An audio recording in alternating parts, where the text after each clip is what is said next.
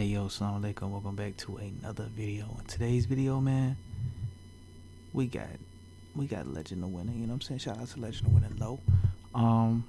The men who ruined James Harden's career and forced the Houston Rockets to rebuild. Now, if you haven't been watching, the Rockets just got eliminated again. This is the second round to the Lakers. They lost 4-1 in the series. Tough, you know what I'm saying? I don't know, I don't remember the stats per se, but I know there were some games where James Harden didn't play so good. I know Russell Westbrook didn't have a good series. You know, it's really hard to hold this against everybody though with the whole pandemic. But at the same time, you're a professional athlete. You know what I'm saying? You got your job, you got your business to do. You gotta go ahead and do it. Let's jump in here and see what he got to say. I don't think they ruined his career, because at the end of the day, he's the one on the court. You know what I'm saying? He's the one that's come up small in a lot of big games. You know what I'm saying? So let's watch. What's up, YouTube? It's the one and only Legend of Winning, aka Low. And here we are, yet again, with the Houston Rockets being exited out of the playoffs before a finals appearance. Now, even though this is a reoccurring theme for this franchise, this year's disappointment will hit this team way harder than it did in prior seasons. And the reason for this just has to do with the level of commitment that we saw from the front office to this roster. The team a handful of years ago decided to move away from some key role players to bring in Chris Paul, which gave them a dual threat in the backcourt. And they could have made it to the finals if he hadn't got hurt, you know what I'm saying, against Golden State. They could have made it to the finals. But then again, like, they was up, I'm pretty sure was they up 3-2? I think they was up 3-2. Can't remember. It's been a while and I ain't been checking like that. And they went even further into that direction by trading Chris Paul this offseason to the Oklahoma City Thunder, as well as a few draft picks, and in return they received Russell Westbrook. But in the middle of the season, it became abundantly clear that Westbrook's greatest strength can also be a team's greatest weakness. Westbrook's ability to attack the basket is always married with the fact that he is not a great shooter. So the lack of spacing that was seen when both Westbrook and Capella were on the floor with one another forced Daryl Morey to go even further into this extreme style of play and depart from Clint Capella, bringing in even more sharpshooters.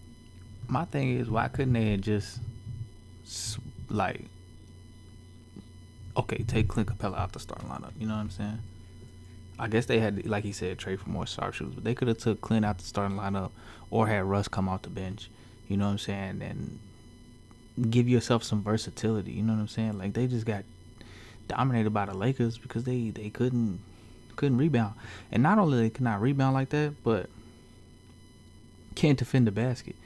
And you can have guys in there, and you may have games where you get, you know what I'm saying, you even out in rebounds or even get more rebounds than them. But guys' natural instincts at those positions, the guard position, point guard, even small forwards, their natural instinct isn't to go up and try to protect the basket like that. You know what I'm saying? Like, that's why you see Rondo get a wide open layup. You know what I'm saying? Like, that's not in their instinct. You know what I'm saying? That's not what they've been doing for like the past 20 years of their basketball careers. You know what I'm saying? So you could have kept him. They didn't even give Tyson Chandler much run. They had him come in, shoot 2 free throws. He missed both, and then he went right back out. Like, it's terrible.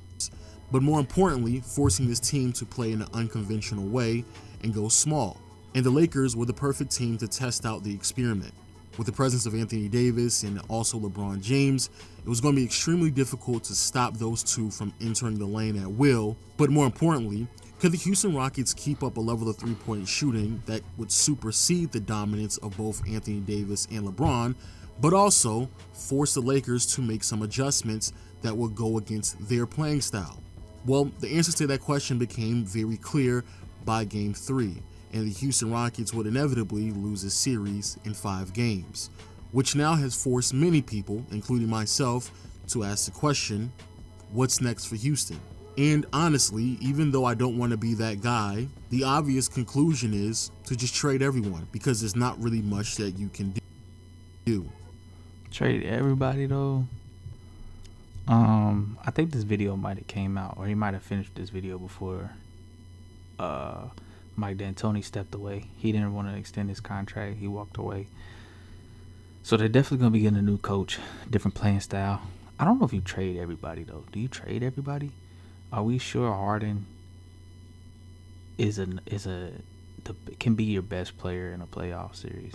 Are we sure? Like, cause when he was on the Thunder, he was so dynamic, bro. He was so dynamic in the playoffs. Harden was so dynamic as the third, as the quote unquote third guy, third option, to where he was an overqualified third guy. It's like, man, this guy should be at least a second guy. You know what I'm saying? A number two guy. So then when the Rockets trade for him, because the Thunder didn't want to pay, go into the salary tax, you find out that he can be a number one. But then it's been what? It's almost like 7 years or something like that. It's been like 7 years, I think. And his game has flourished for individual awards, but at the same time, it hasn't been. Did it get ruined? Did it get ruined by the play style? You know what I'm saying? I don't know. Maybe. But before I explain why I came to that conclusion, I do want to make sure it is clear.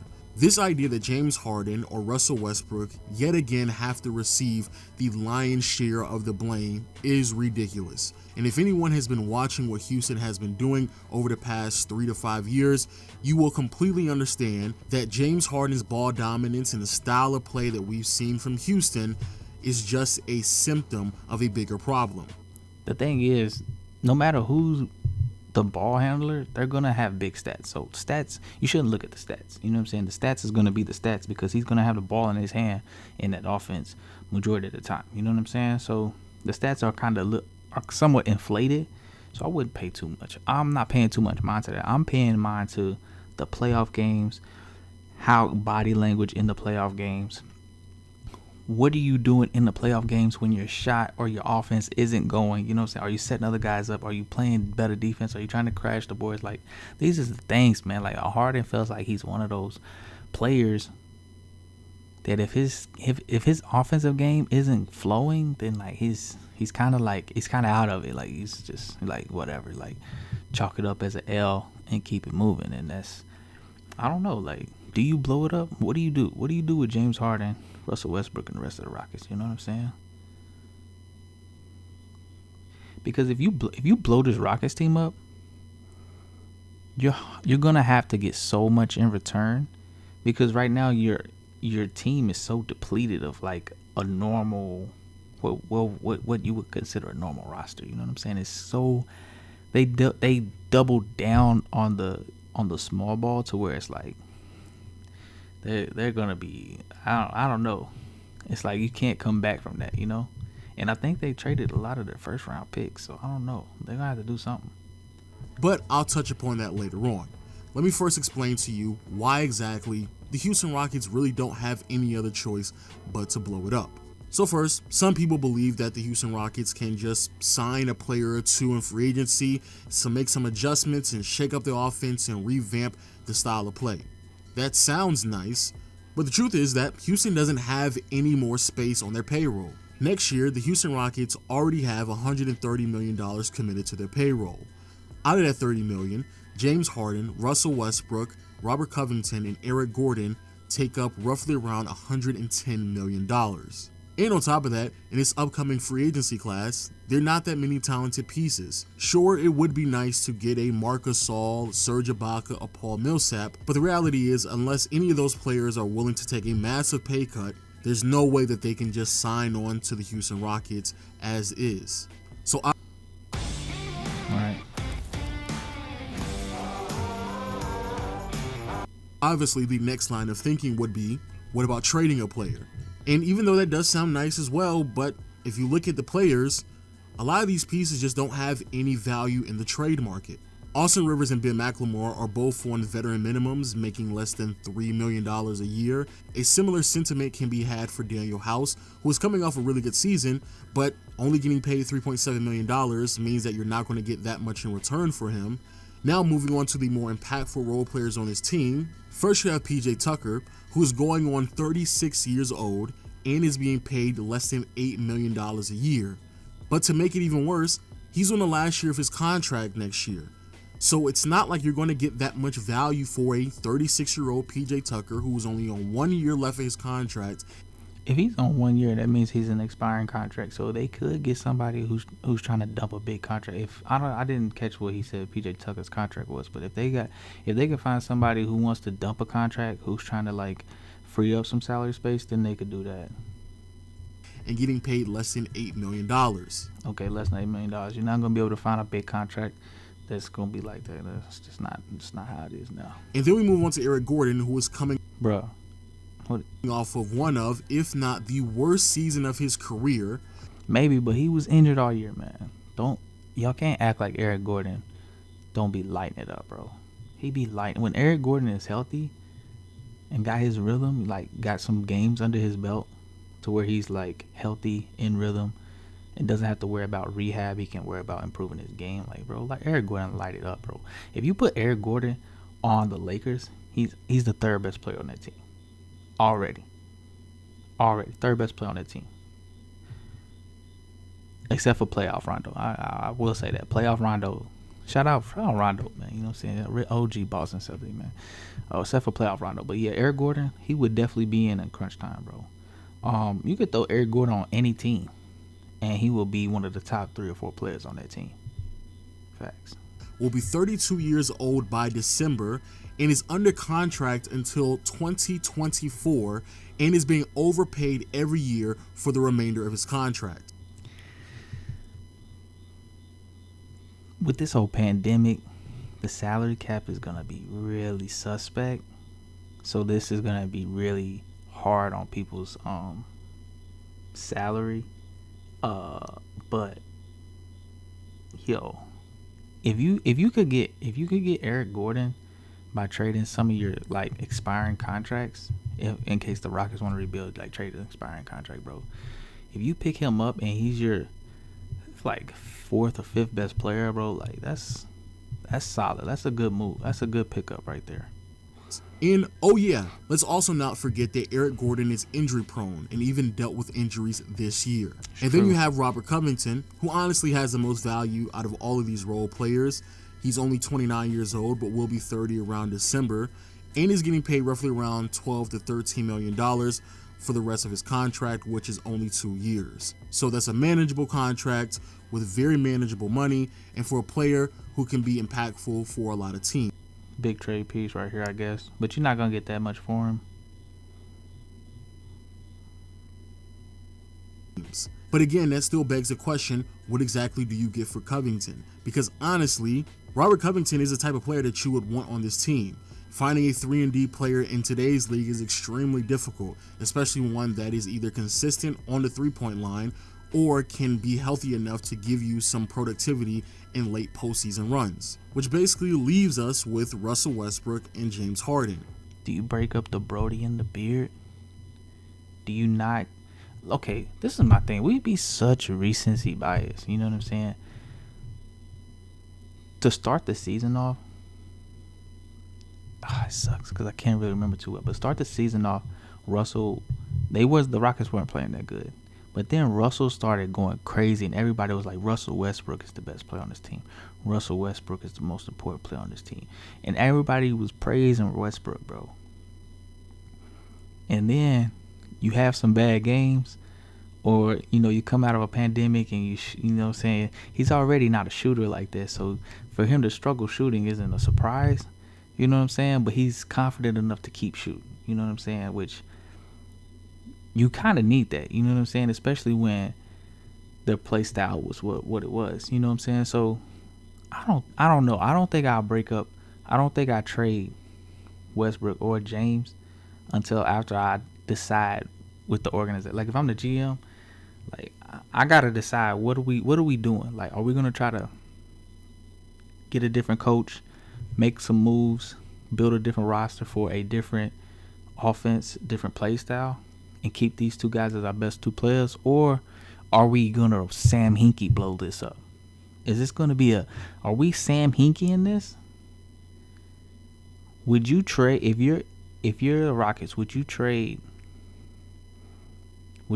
James Harden for Ben Simmons? But then you got Ben Simmons and Russ, and they both are not very good shooters. You know what I'm saying?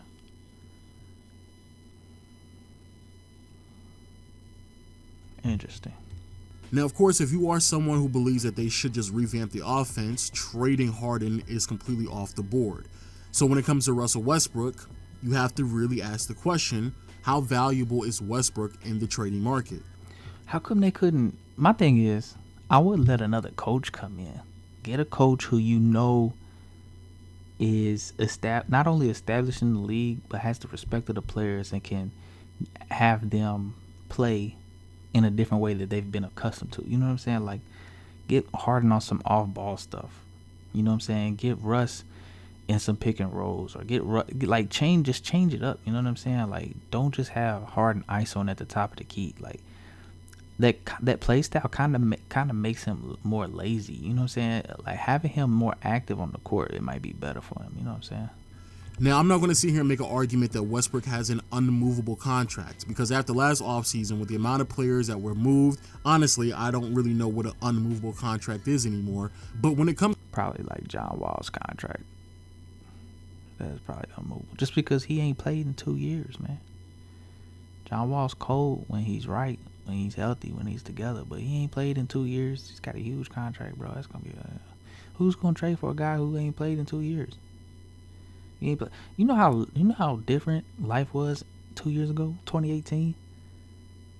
It's a lot can change in 2 years, man. When it comes to Russell Westbrook, even though it is really hard to say, it seems as if his trade value has gone down even further from last year. As Westbrook is not only a year older, if you believe, my bad, love cutting you off. If you believe Westbrook's trade value is low, don't trade him. Wait until the season to where he builds his trade value back up, because you know Brody gonna play hard every game, every play. You know what I'm saying? Wait till he builds it back up, and then, you know what I'm saying, if everything ain't working, then you can go ahead and, you know, trade him or whatever. But don't trade low. You know what I'm saying? Like, not legend of winning. Don't trade when the asset's value is low. You know what I'm saying? You trade high. Like, this common sense, right? Also be 32 by November, and is coming off of one of the worst postseason runs of his career. Granted, he is coming off of a very serious quad injury, and also he caught the virus. So I'm not trying to sit here and make a hot take that Westbrook is just hot garbage because of how poorly he performed during the playoffs. No. What I'm trying to do is paint a picture of the value of Russell Westbrook. At 32 years of age and being owed over $40 million each year for the next 3 seasons, and on top of that, we are talking about an uber athletic point guard who is sharply declining because he's dealing with injuries. All of that affects his value when it comes to his potential trade market. And even if you can find a few teams that may be desperate enough for a star of Russell Westbrook's caliber, what are they going to give in return to Houston that's going to be good enough to not convince them to just hit the restart button anyway? Maybe Russ needs to change his conference. You know what I'm saying? Maybe he need to go out east. Would he be the best point guard if he was in the East? Who you got? You got Kyle Lowry, got Kyrie, Kemba, Ben Simmons, if you count him as a point guard. Like, put if I'm forgetting anybody, no, it's no disrespect, just forgot. Put Russell Westbrook in the East. You know what I'm saying? You see what Giannis did in the East just off sheer, like, athletic ability, man. You know what I'm saying? But that's not comparing them. They're two different type of. They're two, like, Giannis is just way taller and all that. You know what I'm saying? But now, as I say that, let me go back to who exactly we are going to blame. Because even though, yes, Harden should receive some type of responsibility for the lack of success within his time in Houston. And I am definitely up for blaming Russell Westbrook for his lack of evolution when it comes to his game, his poor decision making, and his inability to play off ball. And everyone else on the team who was playing inconsistent should definitely receive the blame as well. But personally, I believe that's just a cop-out for a bigger problem, and that problem is Daryl Morey and Mike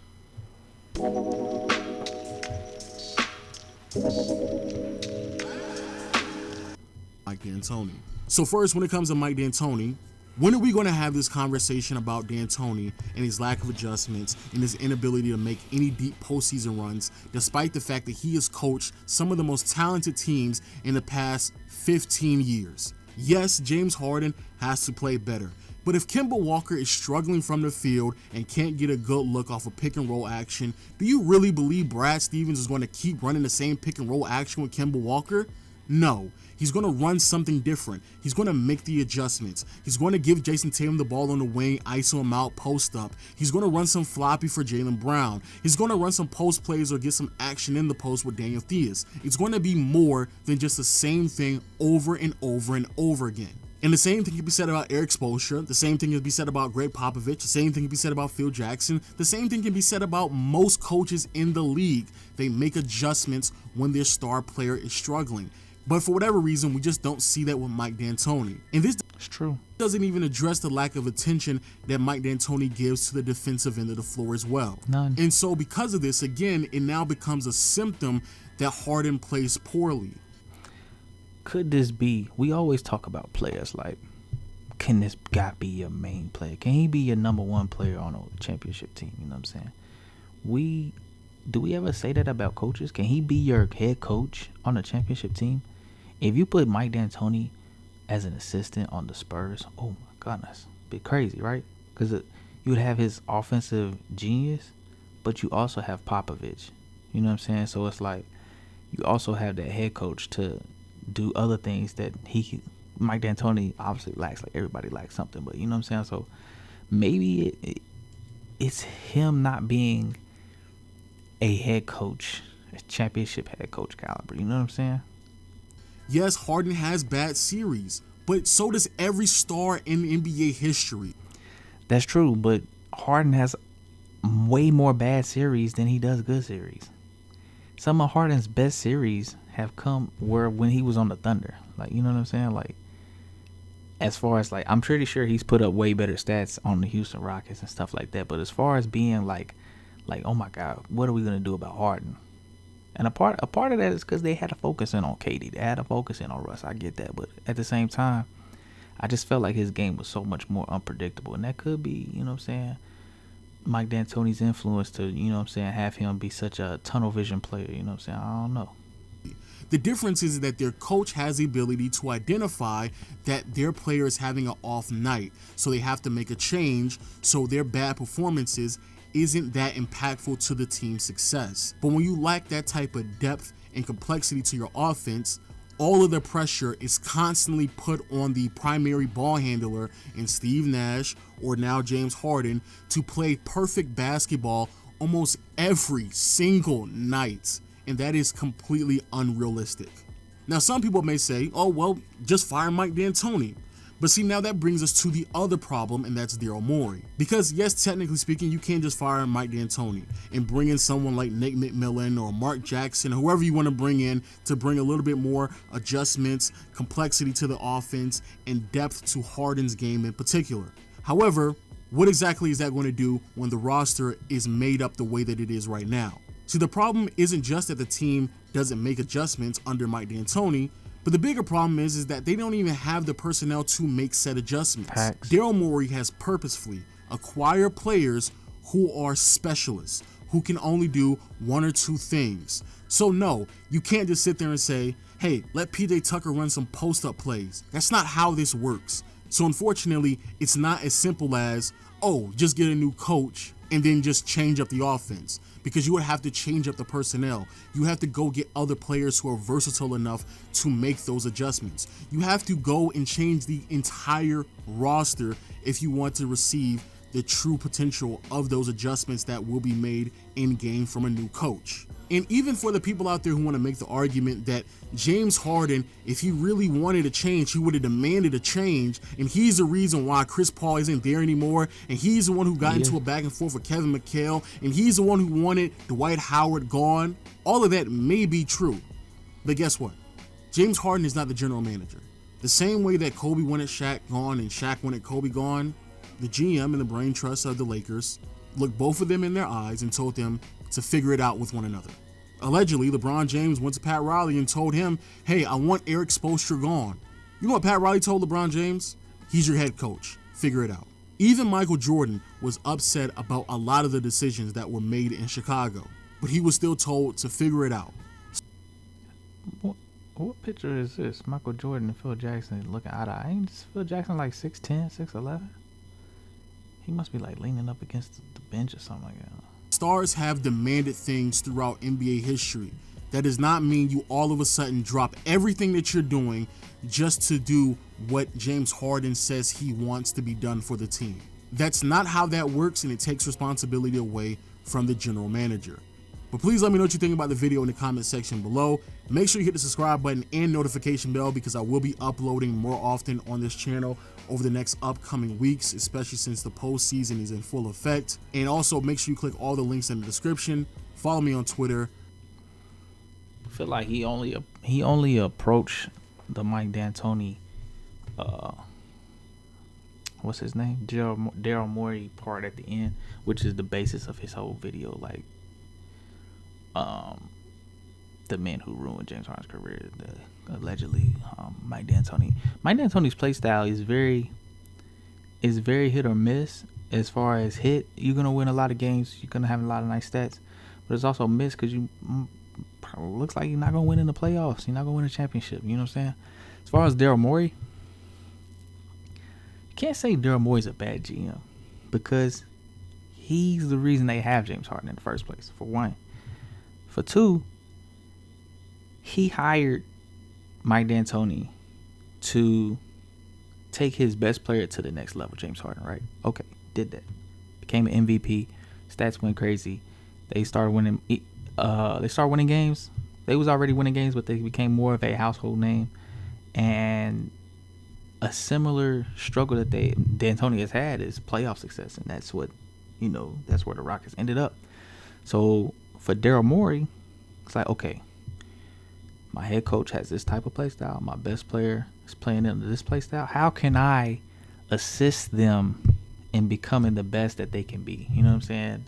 To fully fulfill my head coach and my best players' strengths. You know what I'm saying? So he goes out there, he goes super small. You know what I'm saying? And Mike D'Antoni was like, man, this is great. Like, this is a perfect idea. He said he was with it. You know what I'm saying? So I wouldn't fire Daryl Morey. You know what I'm saying? If I was Tim Fertitta, the owner of the Rockets, if I was Daryl Morey, I'll go to him like, look, do you still want to go with this? Or I have some options, and where we can change and really revamp and go in a different direction. You know what I'm saying? So it's up to the owner at the end of the day, if he's heavily involved. But I wouldn't fire Daryl Morey until after I heard like his proposals or steps of how we can change. Like, okay, we want to move away from this Mike D'Antoni system. We want to move away from all this. Okay, cool. Daryl Morey, what is your ideas? What's your proposals? You got, like, bring me some proposals. What do you have planned? What is your plan to execute if we move away from this? And if you don't like that, then you can move, to another GM or whatever. But I wouldn't blame Daryl Morey for Mike D'Antoni and James Harden's not being successful in the playoffs. You know what I'm saying? That goes on James Harden and Mike D'Antoni. You know what I'm saying? The general manager's job is to accumulate the best talent and find the specific players that would work in that coach's play style, that will work with that coach. You know what I'm saying? Mike D'Antoni is a very specific type of coach. You know what I'm saying? So he had to go get these very specific type of players. So I wouldn't blame Daryl Morey. I mean, look what he's done though. Like, don't overlook, like, he brought in Chris Paul when nobody think. Like, he brought in Dwight Howard. He brought in Russell Westbrook. Like, he brought in James Harden. He is putting in work. He's putting in work to bring in players. They're not succeeding, bro. The players and the coaches are not succeeding, bro. Mike, like, who's brought in more high-level names over the past, 10 years than Daryl Morey? Dwight Howard. First James Harden, then Dwight Howard, Chris Paul, Russell Westbrook. Like, these are top guys in the league, bro. Especially at that time that he got them. Like, you know what I'm saying? Like, come on, man. I don't know, y'all. What y'all think? You know what I'm saying? All right, y'all. Peace.